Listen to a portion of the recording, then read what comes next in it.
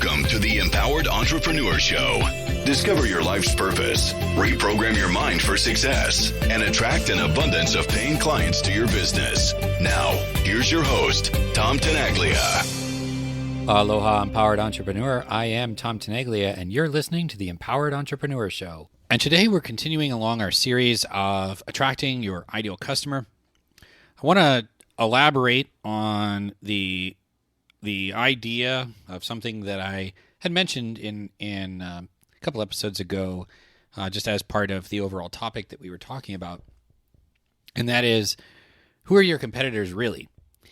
And the reason why I think this is important to understand is because entrepreneurs will look at their competitors and think that that's where their customers already are. And so they try to figure out, okay, what is it that their competitors are doing to attract these people? Or they try to attract the same exact people, okay? So it's true in that if you look at who your customer is and you say, well, where is this person? That would be where your true competitors are, right? Because if your customers are already there, then your competitors are there. However, I need to make a distinction that I didn't make in the other episode where I mentioned this. And that's, it depends on what you're offering, right? If let's say you have a shopping center, okay, and there's a chiropractor in the shopping center and a grocery store in the shopping center and a nail salon in the shopping center, and you see the same person go to the nail salon, go to the grocery store, and go to the chiropractor. I mean, if the chiropractor was thinking that the grocery store was its competition, they would be not accurate, right? So you go, okay, well, where are the people? So let's just look at the chiropractor, for example. Where are the people that might want chiropractic services? Okay, maybe they are in the grocery store. It's actually interesting because there's a shopping center near me where there's a gym, a vitamin shop, and a cryogenic, like relaxing, healing kind of relax your muscles kind of place, all next to each other. That's a little interesting too. So I'll come back to, I mean, that one, you're effectively, you have the same person, right? Because where would people that want to buy vitamins? Well, you go near a gym, people are there, they're at the gym, they're going to want to buy vitamins. Then they go work out, then they want to do this cryo, whatever it is, where you get in this really cold bath-like thing to relax your muscles, right? So in that case, they're positioning where the people already are. The nail salon, the chiropractor, and the grocery store is a little different.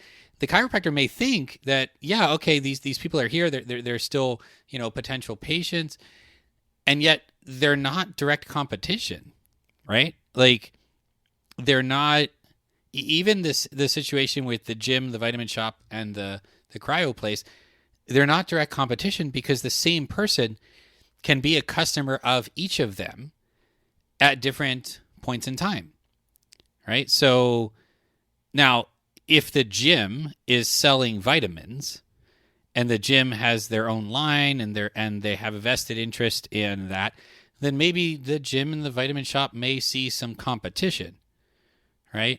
Within that way. And then what the gym would have to cover is why you would want to buy the supplements from them as opposed to the vitamin shop down the street. Okay? And if the gym had a form of way of relaxing the muscles and just recovering from a workout, then yeah, maybe there would be competition with the cryo place. But that's because you're looking at where in the process the customer is, right? But the grocery store, they're buying groceries. Somebody buys groceries and somebody goes to a chiropractor. They could be the same person, but that's two different times in the process, like of where it is they are, right? Versus if you take somebody who's at the gym and they got done with their workout and now they're going to do recovery. Well, if they're at the phase of recovery and the gym has a way to do recovery and the cryo place has a way to do recovery, now they're pretty much in competition, want that they would then have to answer why that particular solution is the right solution for them.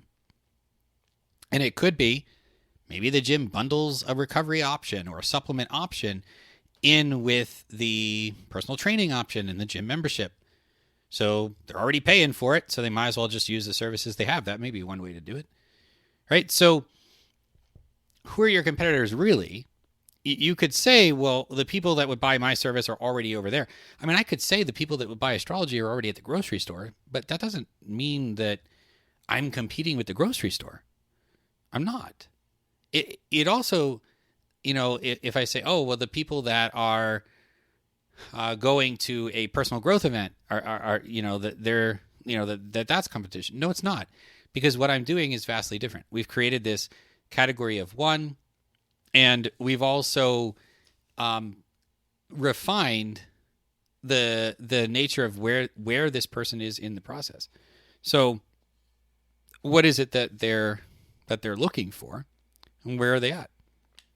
Where are your clients? And really thinking through, what it is that you're doing to, how do I want to put this? Because it's so funny, because I think you can begin to see the different levels of how competition can play out, right? Sometimes people go, well, if it's the same person going to these three things, then therefore those three things are my competitors. But as you just saw with the chiropractor and the grocery store and the nail salon, that doesn't mean that they're competitors at all. It just means that there's a way of identifying where the people are so you can get your message in front. The chiropractor may also think, hey, as long as I'm the only chiropractor in this grocery store, or sorry, not in this grocery store, in this shopping center, then there's no competition, right? Because the nearest chiropractor is maybe at the next shopping center down the street, but, they have some sort of opportunity. That's why you don't really see two grocery stores in the same shopping center necessarily, because they would be more direct competition. But even then, you'll see a health food store sometimes with a traditional grocery store in the same shopping center. Okay, because they're different. Their market is different. And it could be that some people will shop at the regular grocery store, and then at times they'll go into the health food store and they'll buy something there. So it's who it is that you want to attract and where it is that they are. So in thinking through competition, what I like to do is just figure out, okay, where are people already at? What are they already buying that I can get my message in front of, right? That says,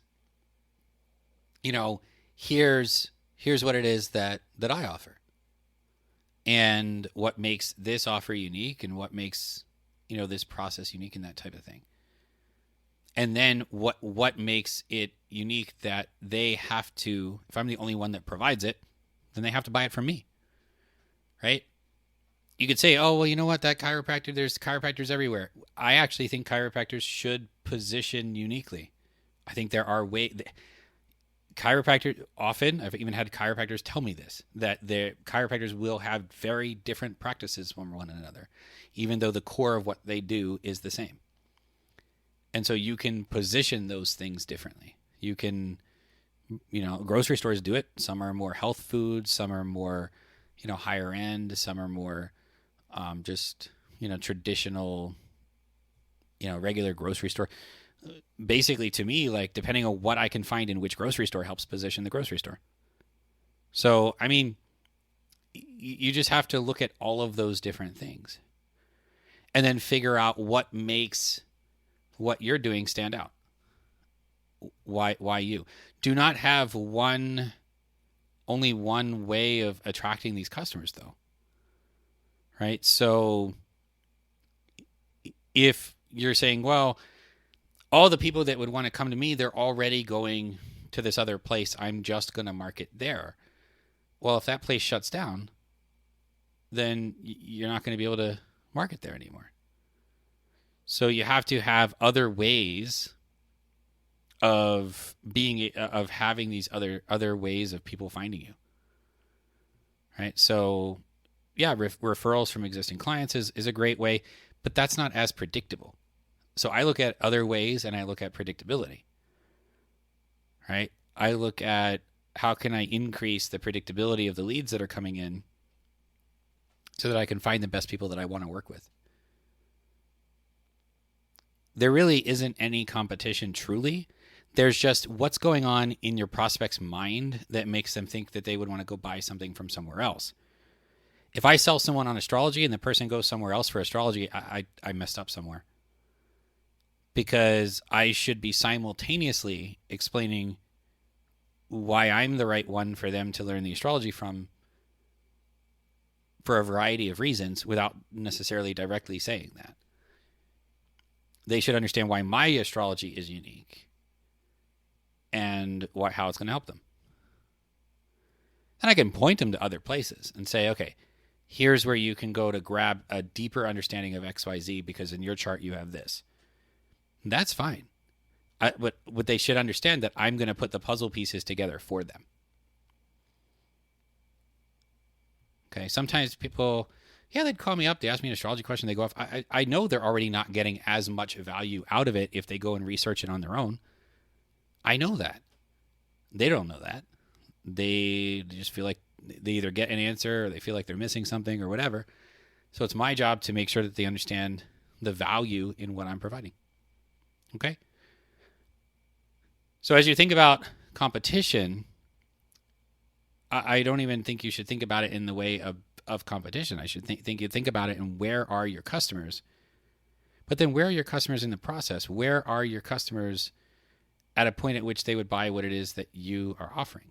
Right? Because somebody who goes to the gym, who then buys their vitamins, who then goes to a recovery place, they're the same person, but they're at 3 different stages in what it is they're doing. So that doesn't mean that you can't compete. It doesn't mean that you can't be positioned alongside them. What's really neat is, if you can be in that process, if you can be positioned such that you're there for that next thing that they need, then they're likely to come to you. Likewise, in your offers, if you have the next thing they're going to need in your offer available, then they're likely to buy that from you. Right? So if I help somebody find their ideal partner and then they want to cultivate their ideal relationship, then if I help them find their partner, they're likely to say, hey, can you help me cultivate the relationship? Right? If I help somebody find their ideal client, they're going to say, how do you help me do this on a repeated basis? Then how do you help my clients get their results? How do you help me scale my business? Right? So this process, this way of thinking continues to grow and evolve. Okay, so I just wanted to elaborate on that a little bit because I tossed it out there that, hey, you want to think about where your customers already are, but that they're not necessarily your competition. And I think that elaborating on that would help you understand as you start thinking about how to find these people. Okay, that would be especially important. And so, in next week's episode, we'll talk a little bit about what clients need to know, and basically how to ensure that your client wants more from you, wants to buy more from you, wants to continue to engage with you beyond their intro connection with you. So that's what we'll cover next week. So really think through here who you might think your competitors are, but where are the people that might buy your stuff currently at, and then how can you position uniquely so that they come to you, and so that the way once you help them figure out that what it is that you have is what it is that they need, that they also understand that what it is that you have should be bought from you, right? As opposed to where they go shopping around or they go looking for free resources or something like that. So that's tying together why the offer, and why now into this whole process. Okay, so go ahead and put that to use in your business. Next week we'll talk more about what clients need to know so that they can continue to engage with you beyond their initial connection with you. And with that, aloha, hui ho. I'll talk with you again soon. Take care.